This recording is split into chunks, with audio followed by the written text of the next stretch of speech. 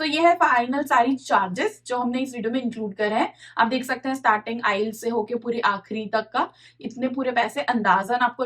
Hi everyone, we are back with another video. इस video में आपको ये बताएंगे कि अगर अब आपको स्टूडेंट के लिए आना सॉरी फिर से बोलती हूँ। इस वीडियो में हम आपको ये बताएंगे कि अगर आपको स्टूडेंट वीजा अप्लाई करना है और कनाडा आना है तो आपको कितना खर्चा होगा और हम लोगों को कितना खर्चा हुआ था। सबसे पहले आपको कनाडा आने के लिए आइल्स देना होती है, तो आइल्स के लिए अप्रोक्सीमेटली 14,000 का खर्चा होता है। एंड अगर आपके किसी 4 पार्ट्स में से किसी एक पार्ट में कम मार्क्स आते हैं तो आपको वापस देना होगी। इसलिए एक बार आप अच्छे से प्रिपेयर करके दें ताकि आपके ये वाला जो अमाउंट है वापस ना लगे।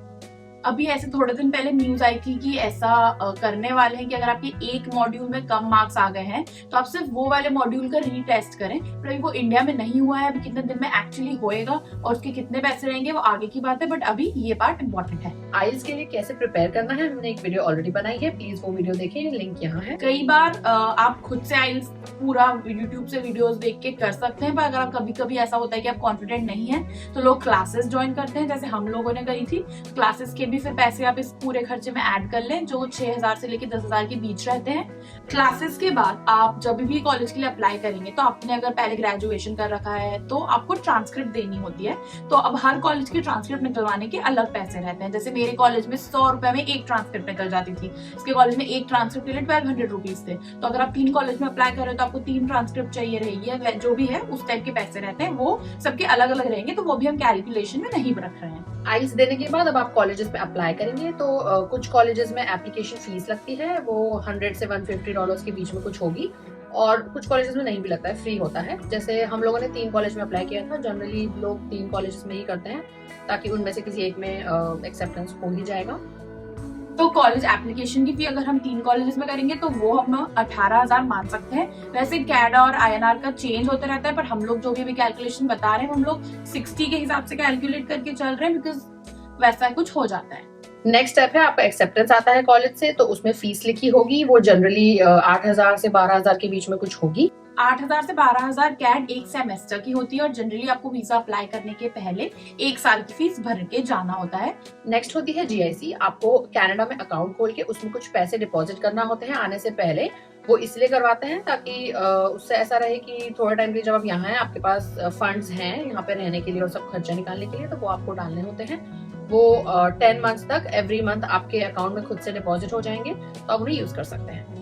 जीएससी की अमाउंट जो हमें करनी होती है टेक्निकली 10,000 कैड बोलते हैं, लेकिन उसमें कुछ बैंक ओपन करने का या कुछ इस टाइप के चार्जेस रहते हैं, तो 10,500 तक का डॉलर, तो 10,500 डॉलर तक हम लोग जमा करते हैं। और कई बार ऐसा होता है कि जब हम फीस जमा कर रहे हैं या जीआईसी कर रहे हैं तो इंडिया से बाहर ट्रांजैक्शन चार्जेस लगते हैं, तो उसके भी 10-20 हजार एक्स्ट्रा रहते हैं जो हमको कैलकुलेट करके चलना चाहिए।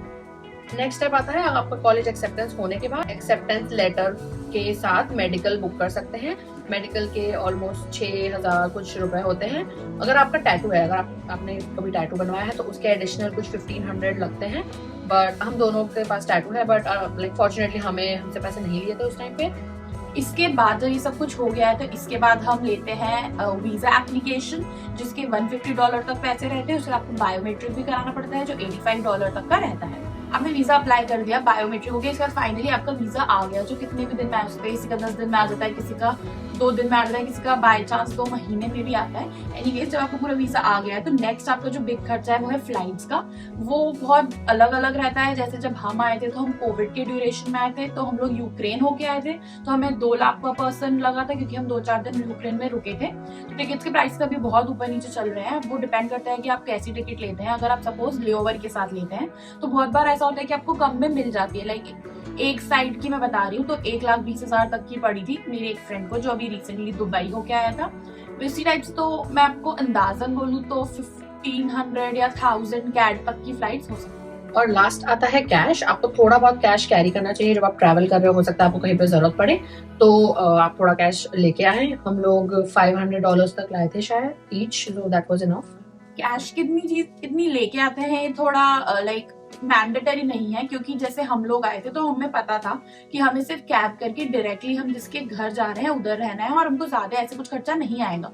पर अगर आप एयरबीएनबी में हैं तो आपको इमीडिएटली घर का रेंट देना होगा 2-3 दिन में जाके, या deposit first month last month deposit देना होगा, तो आपको कैश चाहिए रहेगी कि इमीडिएटली आपका बैंक अकाउंट एक्टिव नहीं होगा।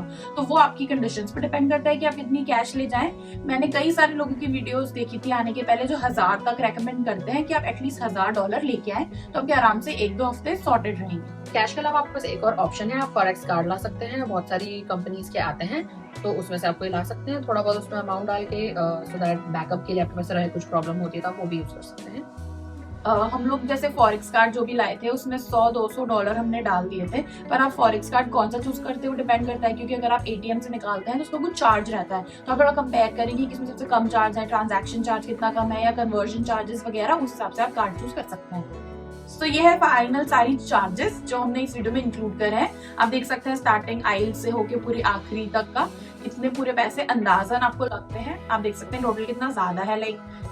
हर कोई मोस्टली मिडिल क्लास फैमिली से आता है तो बहुत ज्यादा अमाउंट होती है एक बार के लिए खर्च करने के लिए, बट एटलीस्ट आपको एक आइडिया रहेगा कि इस टाइप की प्राइस आपको लगेगी अगर आप कनाडा आ रहे हैं। तो आप कमेंट्स में हमें बता सकते हैं कि आपको कोई डाउट है या कोई चीज क्लैरिफाई करनी है, या फिर आप आगे 3rd एंड 4th सेमेस्टर की फीस खुद से कैसे कितनी कंट्रीब्यूट कर सकते हैं। ये सब वीडियोस देखने में अगर आप इंटरेस्टेड हैं तो आप कमेंट करें, हम डेफिनेटली ये वाली वीडियोस बनाएंगे। ऑल्सो काफी खर्चा है बट इट्स वर्थ इट। तो अगर आप प्लान कर रहे हैं कनाडा आने का तो I think it's a good idea. Okay bye.